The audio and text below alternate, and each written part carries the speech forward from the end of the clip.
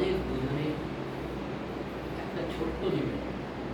আমাদের দেশ ঋতুর বৈচিত্র্য সৌন্দর্য নয়, ঋতু পরিবর্তনের সাথে সাথে প্রতি বছর বয়ে যায় প্রকৃতির নতুন নতুন পর্যায়। কখনো প্রখর তাবদাহ, কখনো প্রবল বর্ষণ, আবার কখনো তীব্র শৈত্যপ্রবাহ। এভাবেই প্রকৃতি যেন রূপে রঙে রসে ঝলমল করে ওঠে, বারবার জেগে ওঠে নতুন আনন্দে, ভিন্ন ভিন্ন রূপে।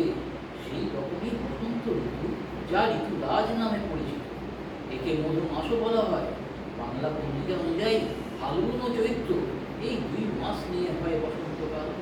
এই সময় গাছে গাছে নতুন পাতা গজায়, পলাশের মেলা হয়, শিমুল কৃষ্ণচূড়ার রঙিন বাহার প্রকৃতিকে সেই মোহময় করে তোলে। এই সময়ে কোকিলের মধুর ডাক, দক্ষিণা হাওয়া প্রকৃতিতে এক রোমাঞ্চকর আমেজ বয়ে আনে।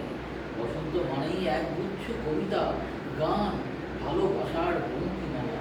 সেই রকমই রবীন্দ্রনাথের একটি গান মনে পড়ে গেল, বসন্তে ফুল গাঁথল আমার জয়ের মালা।